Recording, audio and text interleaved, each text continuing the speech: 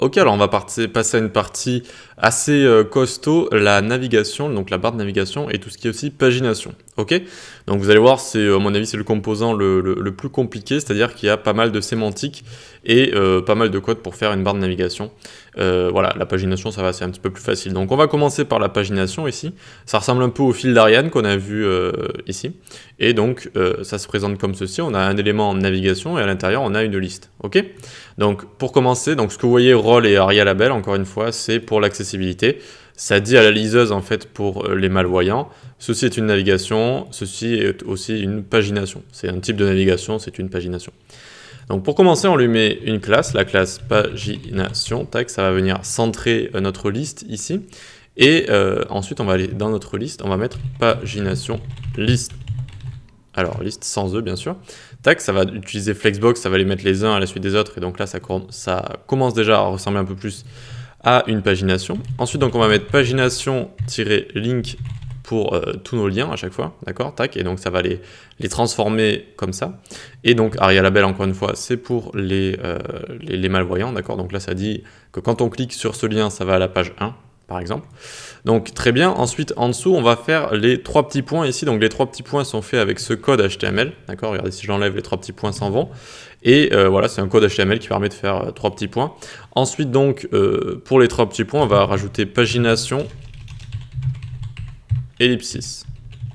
Hop, et donc tout simplement ça va venir rajouter du padding et un peu de background à ces 3 petits points, voilà tout simplement. Vu qu'en dessous on a encore un lien, hop on y va, on met pagination link, nickel, tac, regardez, ça va le styliser. Ensuite, en dessous, hop, on peut lui mettre également pagination link et on va lui rajouter quelque chose. Vu que on va faire entre guillemets en sorte que c'est la page sur laquelle on est, on va lui mettre is current, hop, et du coup, ça va le mettre en bleu comme ça, comme si c'était la page sur laquelle on était, voilà, tout simplement.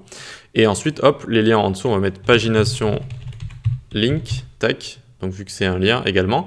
Ici, vu que c'est les 3 petits points, on va mettre pagination ellipsis, hop, nickel, voilà, ça va lui mettre un peu de padding, et enfin c'est aussi un lien ici, donc on va lui mettre également pagination link, et voilà, on a une pagination de fait, assez sympa. Après vous avez juste à mettre du coup des href pour votre pagination pour que ça corresponde du coup à des pages de votre site, hein, tout simplement, pour que quand vous cliquez, ça aille sur une page de votre site. Voilà pour la pagination. Maintenant, on va attaquer la navigation. Ça va être un petit peu plus compliqué. Donc ici, je vous ai mis des petites choses, on va y revenir dessus après. Pour l'instant, on va commencer déjà par créer notre barre de navigation. Donc on a un élément nav ici, d'accord, assez long. Donc on va avoir au début tout ce qui est ici l'icône qu'on va avoir à gauche. On va également avoir ici l'icône hamburger sur laquelle on va pouvoir cliquer quand on est sur les plus petits écrans. Enfin ici on va avoir le menu, d'accord, et donc notamment un menu qu'on va mettre à gauche et un menu qu'on va mettre à droite. Ok, donc c'est parti. Pour commencer, on va aller dans notre nav ici, on va mettre dans le grand conteneur, on va mettre navbar, d'accord, pour que ça commence à la styliser. Ensuite, donc, ce qu'on va faire, on va aller en dessous. Donc, ce sera notre navbar brand ici. Ça veut dire notre logo, si vous voulez. Ok, donc ça, c'est notre logo ici. Et donc, ça le stylise un peu. Ça lui met également un petit peu de padding. Ensuite, donc, en dessous, on va mettre navbar item comme ça. Donc, ça va être également pour notre logo. En fait, pour chaque item, ensuite, c'est les derniers éléments à chaque fois, les items qu'il y a dans les listes, etc. On leur met également navbar item pour leur mettre un peu de padding. Et voilà, c'est à peu près tout, un peu de padding. D'accord. Et ensuite, en dessous, on a donc notre image qui correspond au logo ici. Très bien, ensuite on va descendre ici, ça c'est notre icône hamburger, donc on va l'activer ensuite en JavaScript. Pour l'instant, on va juste lui rajouter la classe navbar burger et plus loin également la classe burger, comme ça. Ok. Et donc vous voyez qu'ici on a notre icône hamburger qui s'est créé.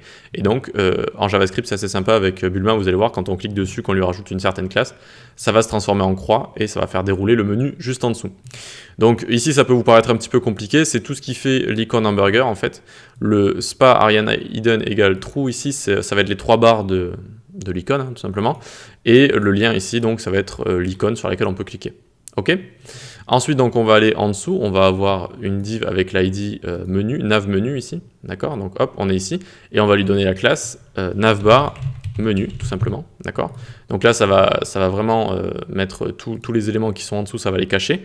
Et donc maintenant, on va décider si on veut les mettre à gauche ou à droite. Donc pour l'instant, ici, tout est caché parce qu'on est en dessous de 1024 pixels. Tac, et regardez, donc dès qu'on passe au-dessus, on voit les éléments de la liste, et dès qu'on passe en dessous, et vous voyez que là que l'icône hamburger a disparu, dès qu'on passe en dessous, tac, on passe en mode portable, entre guillemets, en mode tablette portable, et du coup c'est l'icône hamburger ici qu'on activera, qui montrera le menu, ok? Mais pour l'instant, hop, du coup on en est là. On va pouvoir s'occuper de la partie gauche de notre menu, donc on va commencer en faisant navbar start comme ça, c'est-à-dire qu'avec Flexbox, ça va les mettre à gauche. Voilà. Et ensuite, on a des items, et je vous ai dit que les items, à chaque fois, on leur met navbar item, tout simplement, pour pouvoir leur ajouter un peu de padding et bien les positionner. Ok? Donc là, maintenant, si on regarde, hop, ici, on a bien, du coup, nos éléments. Vu qu'ils ont navbar start ici, si vous voulez, on fait clic droit inspecter. Hop, regardez, on a navbar start qui est ici. Justify content flex start, ça les fait démarrer au début de X, donc ici à gauche. Ok, donc voilà, très bien. Maintenant, on va placer mieux ces éléments ici. On va les placer tout à droite, même s'ils le sont déjà, vu qu'on s'est occupé de la première partie. On va mieux les placer avec ici navbar end. Donc là, ça va bien les placer tout à droite. Et ensuite, juste en dessous, on va mettre navbar item. Alors, tac, si je mettais... Ah, ça m'énerve. Si je mettais ici navbar item entre guillemets, c'est mieux, d'accord? Donc là, on va avoir nos items, c'est-à-dire 2 boutons tout simplement. Et c'est bon, on a terminé avec l'écriture de notre barre de navigation. Regardez, on va bien avoir ici à droite nos 2 boutons. On imagine ici si on veut se loguer sur un réseau social ou quoi que ce soit. Et donc on leur a mis navbar end. Et donc si vous voulez, attendez, je vais peut-être réduire ça pour bien qu'on le voit. Navbar end, regardez ici, justify content flex end, et donc ça va les mettre tout à droite, d'accord? Alors que pour navbar start ici, c'est ce qui va les mettre à gauche, ok? Avec justify content flex start. Flex start à gauche, flex end à droite, tout simplement. Donc ici, on passe en dessous de 1024 pixels. Hop, on a notre icône hamburger. Et bien, il est temps de l'activer avec JavaScript. Donc on va faire un peu de JavaScript. Tac, on descend dans notre script ici. On fait une variable qu'on va appeler menu, est égal document et .getElementById. On va cibler notre nav menu. Donc ça correspond ici à notre menu ici qu'on a envie de dérouler dès qu'on clique sur l'icône. Tac. Ensuite, en dessous, on va faire une variable icône et est égal document.getElementById. Hop, on va prendre notre icône hamburger. Et ça correspond à notre icône hamburger qui est ici, d'accord, avec son ID qui est là, icône. Ok. Ensuite, donc, on va venir en dessous. On va faire icône. Donc, dès qu'on clique dessus, donc on lui rajoute un événement. On est à l'écoute d'un événement. L'événement, c'est clic.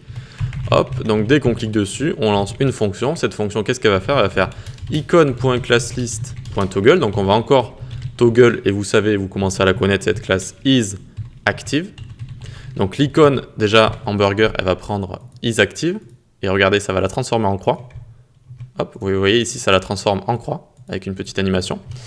Et maintenant, donc, on a envie également donc, de montrer le menu. Donc, on fait menu.classList.toggle et également donc isActive. On va également lui rajouter la classe isActive. Et attention, hop, ça fonctionne pas. J'ai dû faire une petite erreur quelque part.